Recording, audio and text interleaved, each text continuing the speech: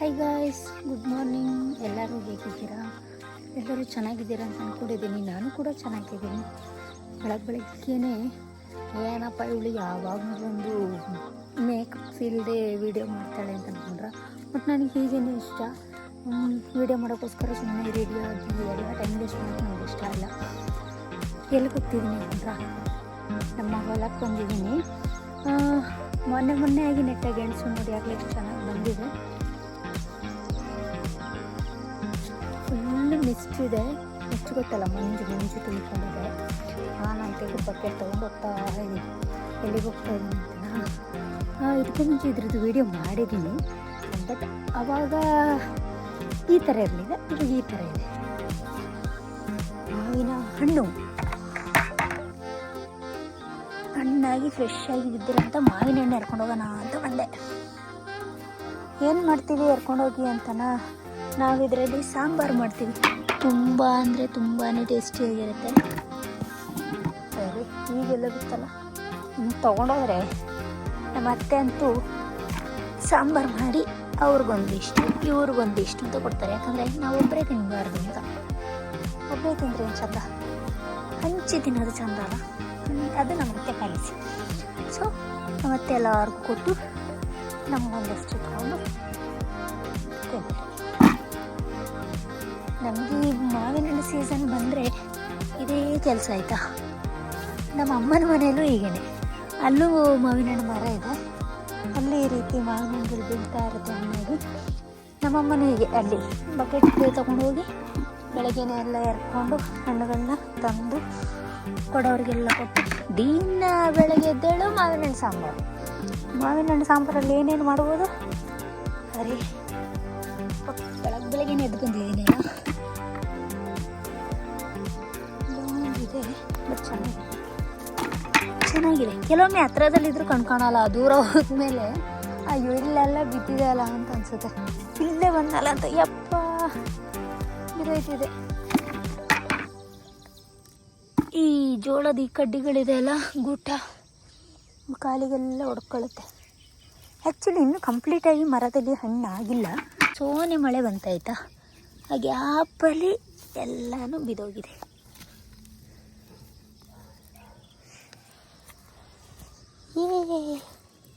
ಇವತ್ತಿನ ಸಾಂಬಾರಿಗೆ ರೆಡಿ.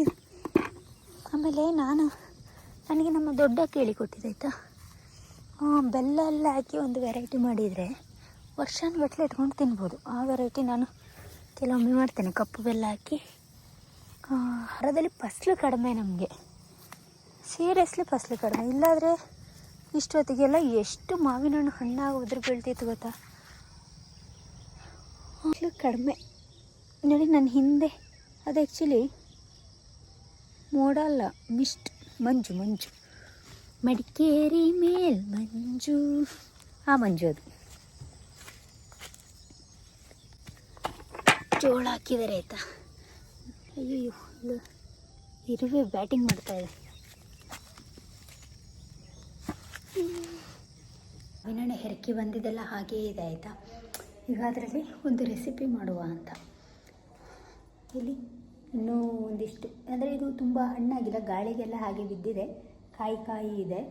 ನಾನು ಒಂದಷ್ಟನ್ನು ಹೆಕ್ಕಿ ಅದರ ಸಿಪ್ಪೆಲ್ಲ ತೆಗೆದು ರೆಡಿ ಮಾಡಿ ಇಟ್ಟಿದ್ದೇನೆ. ಇಲ್ಲಿ ಇಷ್ಟನ್ನು ರೆಡಿ ಮಾಡಿ ಇಟ್ಟಿದ್ದೇನೆ. ಇದರಲ್ಲಿ ಅಂದಾಜು 1.5 2 kg ಅಷ್ಟೇ ಇರ್ಬೋದು ಹಣ್ಣು. ಸಿಪ್ಪೆ ತೆಗೆದು ಕ್ಲೀನ್ ಮಾಡಿ ಇಟ್ಟಿದ್ದೇನೆ.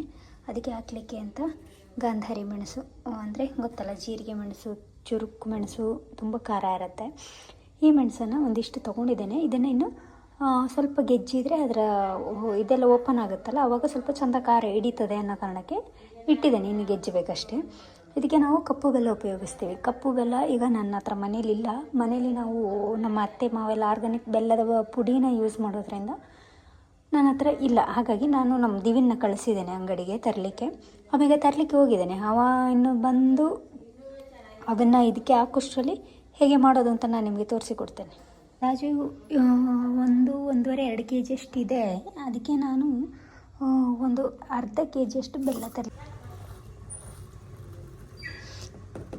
ಪೂರ್ತಿ ಚುರುಕು ಮೆಣಸನ್ನು ಹಾಕಿದ್ದೇನೆ. ಈಗ ಇದನ್ನು ನಾವು ಸ್ವಲ್ಪ ಹಾಗೆ ಸ್ವಲ್ಪ ಕೆಚ್ಚಿದರೆ ಸಾಕು. ಕಲ್ಲಲ್ಲಿ ಸ್ವಲ್ಪ ಹೀಗೆ ಸಣ್ಣದಾಗಿ ಓಪನ್ ಅಪ್ ಆಗೋಗಿ ಕೆಚ್ಚಿದರೆ ಸಾಕು. ಈಗ ಮೊದಲಿಗೆ ಸ್ಟವ್ ಹಚ್ಕೊಳ್ಳುವ. ಇದರಲ್ಲಿ ನಾವು ಮಾವಿನ ಹಣ್ಣು ಏನು ತೊಳೆದಿಟ್ಟಿದ್ದೀವಿ ಅದೇ ಪಾತ್ರೆನ ನಾನು ಇಡ್ತಾ ಇದ್ದೇನೆ. ತಳ ದಪ್ಪ ಇರೋಂಥ ಪಾತ್ರೆ, ಯಾಕಂದರೆ ತುಂಬ ಹೊತ್ತು ಬೇಯಬೇಕು. ಆಲ್ಮೋಸ್ಟ್ ನಿಮಗೆ 1 ಅವರ್ ಗಂಟೆ, 3/4 ಗಂಟೆಯಿಂದ 1 ಅವರ್ ಗಂಟೆ ಆಗುತ್ತೆ ಇದು ಬೇಯೋದು. ಬೆಲ್ಲ ಎಲ್ಲ ನೀಟಾಗಿ ಜಿಂತು ಅದರಲ್ಲಿ ಬೇಯಬೇಕು. ಹಾಗಾಗಿ ಸ್ವಲ್ಪ ಉಪ್ಪು ತಗೋತಾ ಇದ್ದೀನಿ, ಸ್ವಲ್ಪ ಟೇಸ್ಟಿಗೆ ಉಪ್ಪು ಹಾಕಲಿಕ್ಕೆ.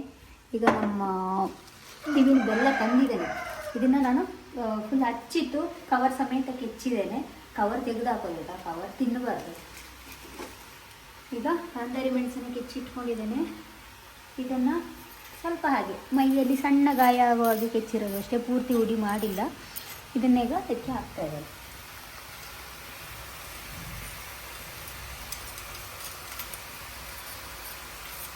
ನಾನು ಸ್ವಲ್ಪ ಜಾಸ್ತಿನೇ ಹಾಕ್ಕೊಂಡಿದ್ದೇನೆ ಮೆಣಸನ್ನು, ನನಗೆ ಖಾರ ಇಷ್ಟ, ಹಾಗಾಗಿ ಸ್ವಲ್ಪ ಖಾರ ಜಾಸ್ತಿ ಹಾಕ್ಕೊಂಡಿದ್ದೀನಿ.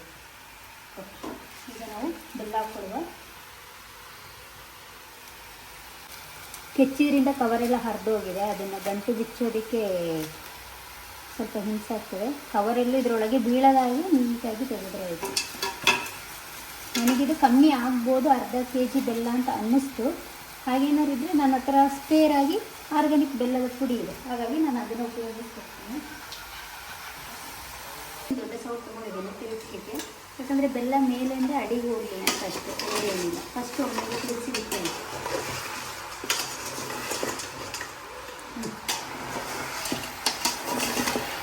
ಹಾಕಿದ್ದೇನೆ ನಾನು. ಬೆಲ್ಲದ ಜೊತೆಗೆ ಟೇಸ್ಟಿಗೆ ಉಪ್ಪು ಹಾಕ್ತಾ ಇದ್ದೇನೆ. ನಾನು ಪುಡಿ ಉಪ್ಪು ಬಳಸ್ತಿದ್ದೀನಿ, ನಿಮಗೆ ಯಾವುದು ಅನುಕೂಲ ನೀವು ಅದನ್ನು ಹಾಕ್ಕೋಬೋದು.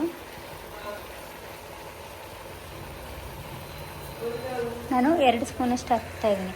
ಇದು ಟೇಸ್ಟ್ ನಿಮಗೆ ಕಟ್ಟ ಮಿಟ್ಟ ಕೇಳಿದಿರಲ್ಲ, ಆ ಥರ ಟೇಸ್ಟ್ ಬರುತ್ತೆ. ಹೀಗೆ ಮೆಲ್ಲ ಒಮ್ಮೆ ತಿರುಗಿಸಿದ್ರೆ ಆಯಿತು. ಬೆಲ್ಲ ಅಡಿಗೆ ಹೋಗಿ ಜಿಂತು, ಉಪ್ಪು ಬೆಲ್ಲ ಎಲ್ಲ ಚೆಂದ ಜಿಂತು ಮಾವಿನ ಗೋಟೆಗೆ ಚೆಂದ ಅಂಟುತ್ತದೆ. ಆದರೆ ಸ್ವಲ್ಪ ಸಮಯ ತೊಗೊಳ್ತದೆ, ತಾಳ್ಮೆಯಿಂದ ಮಾಡಬೇಕಾಯ್ತಾ. ಇದಕ್ಕೆ ಯಾವುದೇ ನೀರೆಲ್ಲ ಬೆರೆಸೋ ಹಾಗಿಲ್ಲ ನೀವು, ಅದರದ್ದೇ ರಸ ಎಲ್ಲ ಬಿಟ್ಕೊಳ್ಳುತ್ತೆ. ನೋಡಿ ಆಗಲೇ ಬೆಲ್ಲ ಜೈನಿಲಿಕ್ಕೆ ಶುರುವಾಗಿದೆ. ಏನು ಪದೇ ಪದೇಗೆ ತಿರುಗಿಸ್ತಾ ಇರಬೇಕು ಅಂತಿಲ್ಲ, ಮಧ್ಯೆ ಮಧ್ಯೆ ಒಮ್ಮೆ ಕೈ ಆಡಿಸಿದರೆ ಸಾಕು ಬೆಲ್ಲ ಜಿನಿಯೋವರೆಗೆ. ಬೆಲ್ಲ ಜಿಂತ ಮೇಲೆ ಕೈ ಆಡಿಸ್ತಾ ಇರಬೇಕಾಗ್ತದೆ. ಚುರುಕು ಮೆಣಸು ಹೇಳಿದ್ದಲ್ಲ, ಈ ಚುರುಕು ಮೆಣಸು ತುಂಬಾ ಖಾರ. ಇದನ್ನು ಮುಟ್ಟಿ ನೀವು ಕಣ್ಣು, ಮೂಗು, ಬಾಯಿ ಅಥವಾ ಇನ್ನೆಲ್ಲೆಲ್ಲೋ ಮುಟ್ಕೋಬೇಡಿ, ಬೆಂಕಿ ಹಾಕಿದಷ್ಟು ಉರಿಯುತ್ತೆ. ನೋಡಿ ಬೇಯ್ತಾ ಇದೆ, ಬೇಯಲಿ. ಈಗ ಕರೆಕ್ಟಾಗಿ ಸಮಯ 6 ಗಂಟೆ ಆಗಿದೆ. ಆಲ್ಮೋಸ್ಟ್ ಇದೊಂದು 6:30, 6:45 ಆಗುತ್ತೆ. ನಿಧಾನಕ್ಕೆ ಅದು ಬೆಲ್ಲ ಜಿನಿತ ನಾವು ಅದರದ್ದು ಫ್ಲೇಮು ಕಡಿಮೆ ಮಾಡ್ತಾ ಬರಬೇಕು. ಆವಾಗ ಅದು ನಿಧಾನಕ್ಕೆ ರಸ ಎಲ್ಲ ಬಿಟ್ಕೊಂಡು ಬೆಂದ ಮಾವಿನ ಗೋಟೆಗೆ ಅಂಟುತ್ತೆ. ಆವಾಗಲೇ ಚೆಂದ. ನೀವು ಗೋಟೆನ 2 ದಿನ ಗಂಟು ತಿಂದ್ರೂ ಅದು ಫ್ಲೇವರ್ ಹೋಗೋದಿಲ್ಲ, ಅಷ್ಟು ಚೆನ್ನಾಗಿರುತ್ತೆ ಅದರಲ್ಲಿ.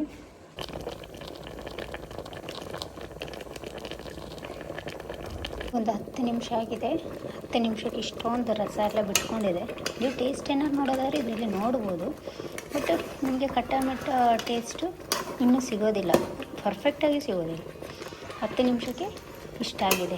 ಬೆಲ್ಲ ಎಲ್ಲ ಜಿಂತು ಅದರ ರಸ ಎಲ್ಲ ಬಿಟ್ಕೊಂಡು ಸ್ವಲ್ಪ ಸಾಧಾರಣ ಅಂಟಿದೆ ಅಷ್ಟೇ. ಬಟ್ ಇದು ನಿಧಾನಕ್ಕೆ ಬೇಯಬೇಕು. ಸ್ವಲ್ಪ ತಾಳ್ಮೆ ಇದ್ದರೆ ಇದನ್ನು ಮಾಡ್ಬೋದು. ಒಂದು 6 ತಿಂಗಳವರೆಗೆ ಆರಾಮ್ಸೆ ನೀವು ಫ್ರಿಜ್ಜಲ್ಲಿ ಇಟ್ಕೊಂಡು ತಿನ್ಬೋದು. ಬೆಲ್ಲ ಕಂಪ್ಲೀಟಾಗಿ ಜಿಂತಿದೆ. ಈಗ ಮಧ್ಯದಲ್ಲಿ ಒಮ್ಮೊಮ್ಮೆಗೆ ಕೈ ಆಡಿಸಿ ನೋಡಿ, ಕಲರ್ ಚೇಂಜ್ ಆಗಿದೆ. ಇಲ್ಲಿ ಇದು ಬೆಲ್ಲ ಜೊತೆನೇ ಬೇಯೋದ್ರಿಂದ ನಾನು ಮೊದಲೇ ಹೇಳಿದ್ನಲ್ಲ, 2-3 ದಿನ ಒಂದೇ ಗೋಟೆ ಹಿಡ್ಕೊಂಡು ಬಾಯಲ್ಲಿ ಹಾಕ್ಕೊಂಡು ಚಿಕ್ಕೊಂಡು ತಿಂದರೂ ಕೂಡ ಅದ್ರ ಫ್ಲೇವರ್ ಹೋಗಲ್ಲ ಅಂತ. ಅದು ಬೆಲ್ಲದಲ್ಲೇ ಬೇಯೋದ್ರಿಂದ ಆ ರೀತಿ ಇರುತ್ತೆ. ಆದಷ್ಟು ಗಾಂಧಾರಿ ಮೆಣಸನ್ನೇ ಉಪಯೋಗಿಸಿ. ನಾನು ಸ್ವಲ್ಪ ಜಾಸ್ತಿ ಹಾಕಿದ್ದೀನಿ, ನನ್ನ ಮಗ ಒಂಚೂರು ಟೇಸ್ಟ್ ನೋಡ್ಬಿಟ್ಟು ತುಂಬ ಖಾರ ಇದೆ ಅಂತ ಹೇಳ್ದ. ನಿಮ್ಮ ಅಗತ್ಯಕ್ಕೆ ಎಷ್ಟು ಬೇಕೋ ಅಷ್ಟು ನೀವು ಹಾಕ್ಕೊಳ್ಳಿ. ನನಗೆ ಖಾರ ಇಷ್ಟ ಅಂತ ನಾನು ಹಾಕ್ಕೊಂಡಿದ್ದೀನಿ, ಯಾಕಂದರೆ ಇದನ್ನ ಆಲ್ಮೋಸ್ಟು 99% ತಿಂದು ಖಾಲಿ ಮಾಡೋದು ನಾನು ಒಬ್ಬಳೇ. ಹಾಗಾಗಿ ಅಂಗಡಿಯಿಂದ ತಂದ ಮಾವಲ್ಲಿ ಮಾಡಿದರೆ ಚೆಂದ ಆಗೋದಿಲ್ಲ ಆಯಿತಾ. ಆದಷ್ಟು ಕಾಡು ಮಾವುಗಳನ್ನ ಉಪಯೋಗಿಸಿ ಸಿಕ್ಕಿದರೆ. ಕೆಲವೊಮ್ಮೆ ಸಂತೆಯಲ್ಲಿ ಕೂಡ ಮಾರ್ತಾ ಇರ್ತಾರೆ. ನೋಡಿದ್ರಲ್ಲ, ಈ ರೀತಿ ಅದು ಬ್ಲ್ಯಾಕಾಗಿ ಬೆಲ್ಲ ಜಿಂತು ಗೋಟೆಗೆ ಅಂಟ್ಕೊಳ್ತಾ ಬರುತ್ತೆ. ಆವಾಗ ಈ ರೀತಿ ಗಟ್ಟಿ ಆಗ್ತಾ ಬರೋವಾಗ ನಾವು ಉರಿ ಕಡಿಮೆ ಮಾಡ್ಕೊಳ್ತಾ ಬಂದರೆ ಸಾಕು, ಅದು ಜಿಂತು ಗಟ್ಟಿ ಆಗ್ತಾ ಬರುತ್ತೆ. ತುಂಬ ಗಟ್ಟಿ ಆಗೋವರೆಗೂ ಬಿಡಬೇಡಿ, ಒಂದು ಮೀಡಿಯಮ್ ಹದ ನಿಮಗೆ ಗೊತ್ತಾಗುತ್ತಲ್ಲ ಅಷ್ಟು ಹದ ಬರೋವರೆಗೆ ನೀವು ಬಿಟ್ಕೊಂಡ್ರೆ ಆಮೇಲೆ ಅದನ್ನು ಸ್ಟವ್ ಆಫ್ ಮಾಡಿ ಇಳಿಸ್ಕೊಂಡು ತುಂಬಾ ತಣ್ಣಗಾಗೋವರೆಗೆ ಬಿಡಬೇಕು. ಬಿಸಿ ಇದ್ದಾಗಲೇ ಯಾವುದೇ ಬಾಕ್ಸ್ಗಳಿಗೆ ಹಾಕಬೇಡಿ, ತಣ್ಣಗಿದ್ದಾಗಲೇ ಬಾಕ್ಸ್ಗಳಿಗೆ ಹಾಕಿ ಆಮೇಲೆ ಅದನ್ನು ನೀವು ಫ್ರೀಝರಲ್ಲಿ ಅಥವಾ ಹಾಗೆ ಇಟ್ಕೊಂಡ್ರೂ ನಡೆಯುತ್ತೆ, ಫ್ರೀಝಿಗೆ ಹಾಕಿದರೂ ಕೂಡ ನಡೆಯುತ್ತೆ. ಇದನ್ನು ಯಾವುದೇ ಊಟಕ್ಕೆ ಬೇಕಾದ್ರೆ ನೀವು ಉಪಯೋಗಿಸ್ಬೋದು. ವಿಡಿಯೋನ ಹಾಕೋದಿಲ್ಲ. ಓಕೆ, ಟೇಕ್ ಕೇರ್, ಬಾಯ್.